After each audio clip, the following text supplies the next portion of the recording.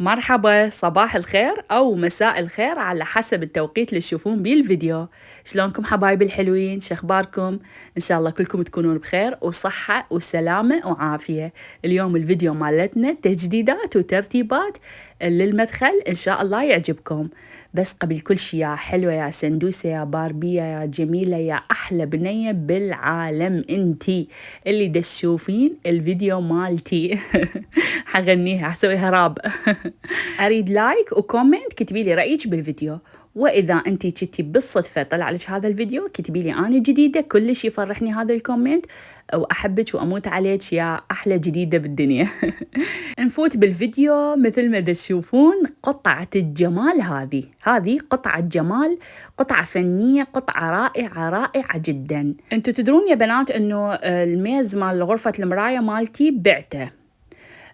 وجبت الكونسول مالت المدخل خليته بغرفة النوم، لأنه بصراحة حسيته يقعد أكثر ويا أثاث غرفة النوم مالتي، وهم بي مكان للخزن. كنت محتاجة هيك شي مكان للخزن نحط بيه أشياءنا وحبشكلاتنا وسوالفنا، يعني مالت البنات إحنا الحمر وهالسوالف كلها والمكياجات والسكين كير وهالشغلات والقراصات، فكنت محتاجة مساحة للخزن. فظل المدخل شنو مالتي فارغ لما أخذت الكونسول والمراية. ظل تقريبا فارغ فوق 3 شهور هيك شي. وصيت ودخلت على حساب بالانستغرام هو مالت أكراد، مال ولد أكراد يشتغلون بالخشب الطبيعي. شغلهم يجنن، يعني انتوا تشوفوها القطعة يا بنات، تشوفوها شلون حلوة. والخشب هسه كلش ترندي، هذا اللون الخشب ونوع الخشب هذا ترندي كلش، وهسه موسمه. كل مكان تشوفون ان الناس تميل للخشب الطبيعي وللون مالت الخشب الطبيعي، لانه يحرك المكان، يسوي جو بالمكان. وخصوصا هالديزاين هذا من البوفيات او الكوميد او شي يسموه الكونسول، يصير أبواب ويصير بهالشكل مثل يعني القديم التراثي. فوصيت عليه وإجاني بالضبط مثل ما ردت أني. ألف الحمد لله والشكر، يعني توفقت في أنه يعني صار مثل ما أريد أني بالضبط. إذا تريدون حساب الولد ذولا أثبت لكم إياه بأول تعليق مثبت، أجيبه وأثبت لكم إياه. والله هو مو إعلان، أنا اشتريته، يعني قلت لكم أنا دخلت وطيتهم ديزاين وطيتهم قياسات وهيجي، فيعني مو إعلان نهائيا، بس يستاهلون، والله يستاهلون إنه تدعموهم. ولد دا يسوون شيء حلو، دا يشتغلون بإبداعهم الشخصي، دا يشتغلون بشكل كلش حلو، يسوقون لنفسهم. للأسف هيك تسويق، يعني لما واحد بالسوشيال ميديا يريد يبرز نفسه بالشغل الزين اللي هو يسويه ويسوق لنفسه والبضاعته، للأسف ماكو دعم. فأني أكيد إن شاء الله 100% إن شاء الله، الله يذكرني أخلي لكم حسابهم بأول تعليق مثبت. دخلوا عندهم يا بنات، ضيفوهم، شجعوهم، والله يستاهلون. يعني شغلهم حلو مرتب ولسانهم حلو، ومعروف دائما عن الأكراد، دائما خلوقين وحبابين.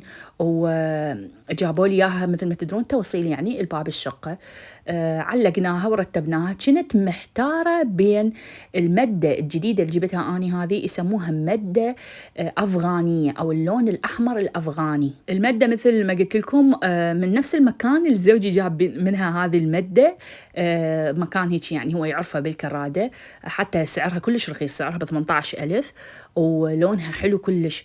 زوجي قلت له أريد تروح لهذا المحل صور لي شنو عنده، فصور لي. شفت هاي الحمرة قلت له عجبتني أريد منها، فجاب لي إياها. كلش قعدت حلو، بس يا بنات ضيقت المكان كلش. انتم مثل ما تدرون وتعرفون الشقق هي صغيرة، يعني أنا شقتي كلها هي 100 متر، وال100 متر رايح نصه بمخزن صغير ما له أي فائدة، رايح بالمدخل المحصور، رايح بالحمام الثاني ما مستفادة منه أني. فكلش مكان صغيروني. من حطيت المدة الحمراء وهذه قطعة الأثاث اللي هي الكونسول هذا بالمدخل، كلش صار ضيق.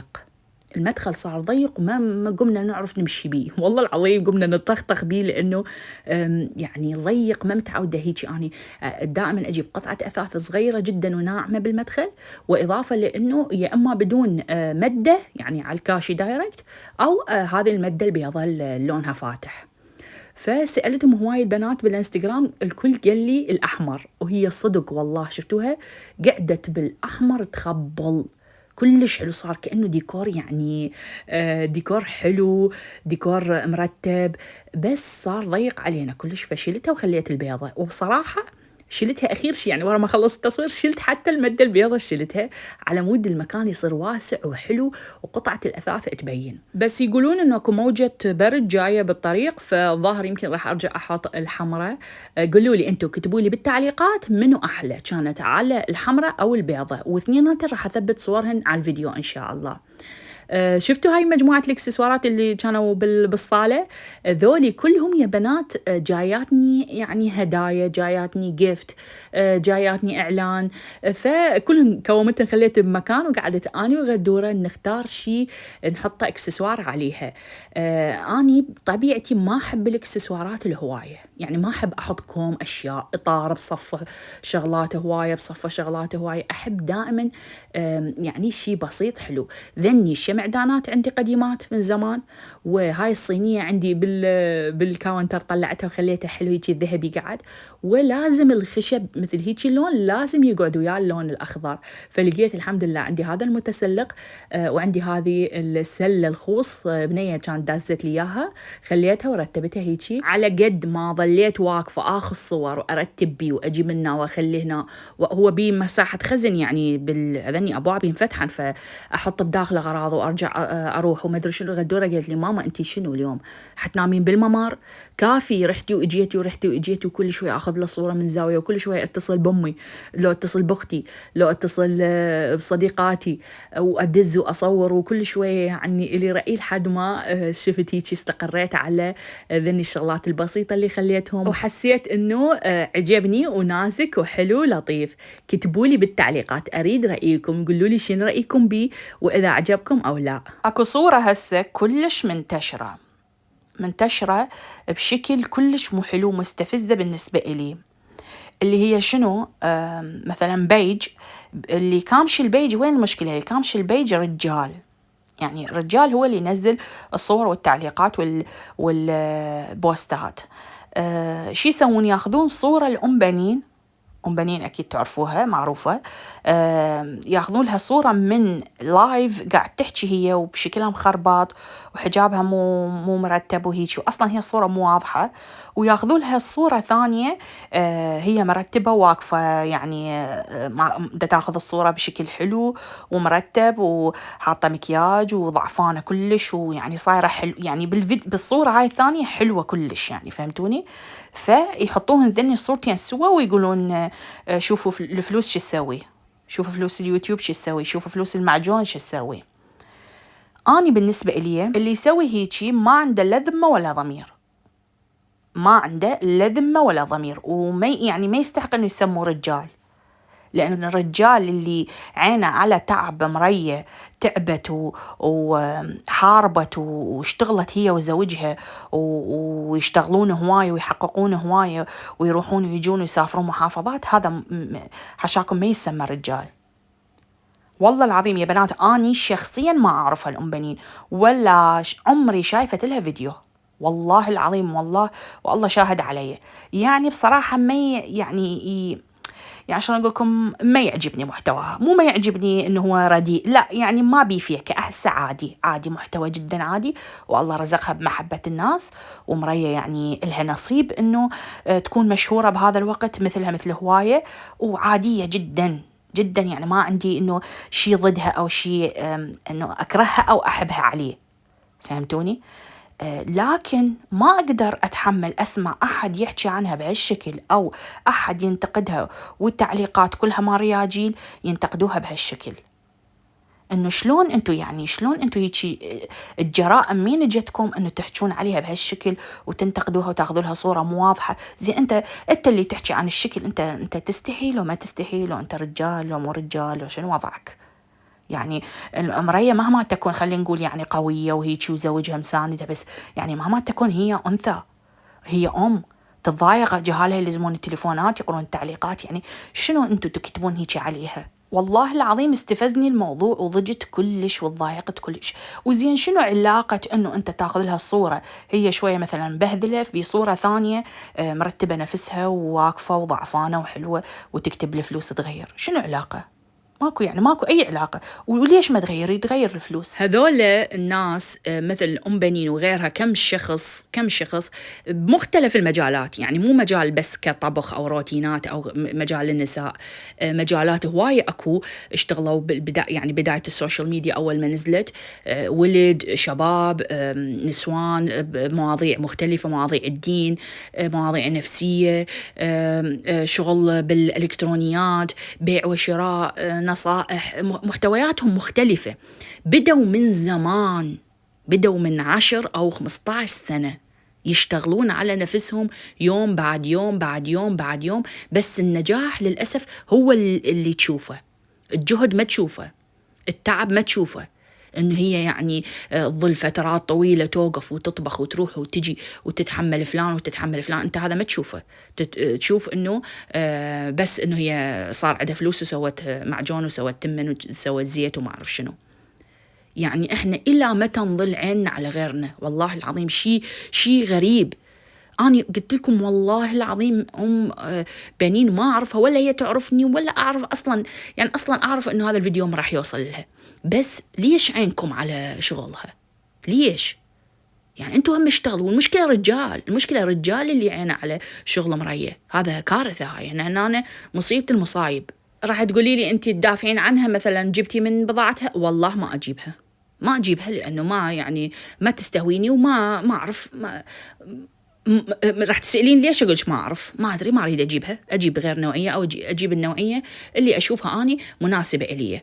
فهمتوني؟ بس مو أطعن ببضاعتها، مو أمشي وأحكي وأقول مو زينة بدون ما أجرب، وإذا ما أريد أجرب ما جابرتني هي. فهمتوني؟ ما جابرتك أنت تروح تشتري من عندها وتطلعوا لها مقاطع قديمة والفلوس شو تسوي وهيك. يعني أنا أتضايق من هذا الشيء، أضوج جدا لما أشوف شخص قدامي كبير بالغ عاقل سوي نفسيا وعقليا وجسديا يرمي فشله ويعني على الآخرين، وشي يسوي؟ ينتقص من نجاح الآخرين ويقول هذول فلوس جتهم سريعة، هذا النجاح مالتهم إجاهم سريع. لا، مو سريع عزيزي، يعني أنا أحب أقول لك مو سريع. فيا حبايب، هذه الصورة وين ما تشوفوها لا تقبلين أنت كأنثى إنه الشخص ينتقص أنثى ثانية بصورة إلها مو حلوة، أو بوزنها أو بكلامها أو بأي شيء، بس على مود يقلل من قيمتها وما يحترمها، لأنه الأنثى تتضايق من هالأشياء أكثر من الرجال. فهمتوني؟ هاي أولا. ثانيا، حتى وإن كان فعلا مثلا وحدة مو حلوة صارت حلوة بسبب إنه هي اشتغلت على نفسها وتعبت على نفسها، فهذا الشيء زين إلها، لازم تسانديها أنت كمرأة، مو تنتقصين منها وتقللين من قيمتها. فاستفزني جدا جدا هذا البوست وعلقت عليه والله، وقلت أنا يعني أنا ما أعرفها، بس عيب هيك تسوي، عيب هيك تنشر صورة الوحدة بهالشكل هذا على مود اللايكات والكومنتات، وعلى مود بس أنت مريض نفسيا وتحب تقلل من قيمة الناس. المهم حبايب، كمشت ورقة وقلم وسويت كتبت الشغلات اللي ناقصتني من البهارات، وكان عندي كمية من السمسم زينة. قلت إنه أصلاً أنا يعني ما أحب السمسم، ما عندي حلويات ببالي أو شيء أسوي بالسمسم، فقلت خلص راح أجيب بس المبروش ما شاء الله هذا كيلو بس، شكله يعني ما شاء الله هواي أكثر من كيلو، وشكله دسم وثقيل وحلو. خليته على بالمالته الحافظة، والجزء الثاني خليته بكيس وخزنته بالمجمدة. وحتى المكسرات اللي جبتها اللي هي نص جوز ونص لوز خليتها هم بالمجمد أحسن بصراحة، على مود يعني تعرفون هاي الأشياء للأكل والطبخ وهيجي عادي، حتى لو تظل بالمجمدة ما عليها شيء. وشنو جبت؟ كم شغلة ناقصتني بهارات، جبت بهارات ذرة، وجبت كاري أصفر، وجبت شنو بعد ما أتذكر والله، وعندي كم تشيس هيجي مثل ما شفتوهن، يعني من كل شيء باقي شوية. قمت رتبت هذيك الجهة مالت البهارات وخليت كل شيء بمكانه مثل ما شفتوا.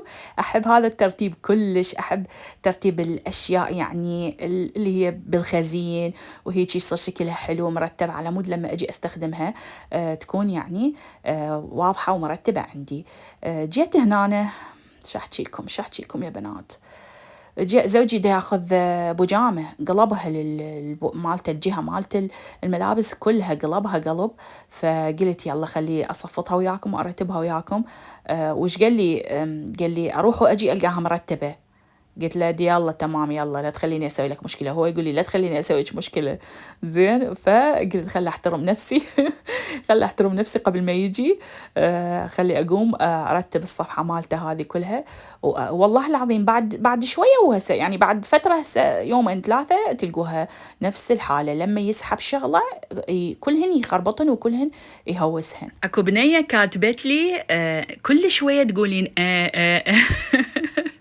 والله حبايب مو يعني شلون مو متقصدة أحكيها أو هيك شيء. مرات يعني شلون أقول لكم أريد أعبر عن شيء وما أعرف شلون أعبر عنه، فشوية أخذ لي استراحة ريست، أحس إنه ألقى الكلمة المناسبة على مود أحكيها فأقول فعلى مود هي باختصار مثل البوز أو بالإنجليزي يسموه إيقاف التشغيل، مثل كأنه أوقف التشغيل ألقى الكلمة المناسبة وأرجع أحكي. فشو أسوي؟ متلازمة، عندي كثير من المتلازمات لازم تتحملوني وتتحملون متلازماتي لأن أنا أحبكم وموت عليكم. وشكرا لكل تعليقاتكم الحلوة اللي قاعد تجيني. أكو فيديوين 3 ما شاء الله عليهم تعليقات كلش هواية وكلام كلش حلو. والله أتمنى لو عندي وقت وحدة أجاوبها وأسوي لها كلام بعد أحلى من اللي هي كاتبته. بس شو أسوي؟ والله ما أقدر إنه يعني كل التعليقات، لأن مرات توصل للآلاف التعليقات في بعض الفيديوهات، فما أقدر كلها أعلق لها أسوي قلوب. وممنونة منكم وأحبكم كلش هواي حبايبي. دائما تذكروا حديث النبي عليه أفضل الصلاة والسلام، الكلمة الطيبة صدقة، والكلمة إلها تأثير قوي جدا جدا بحياة الإنسان وتغير من موده ومن مالته المزاج خلال النهار كله يعني بشكل عام. فبس والله يا حلوين لهنا نكون وصلنا لنهاية الفيديو. أتمنى إذا عجبكم الفيديو تسووا لي لايك وكومنت من إيدكم الحلوة. أحبكم كلش هواي. باي يا حلوين.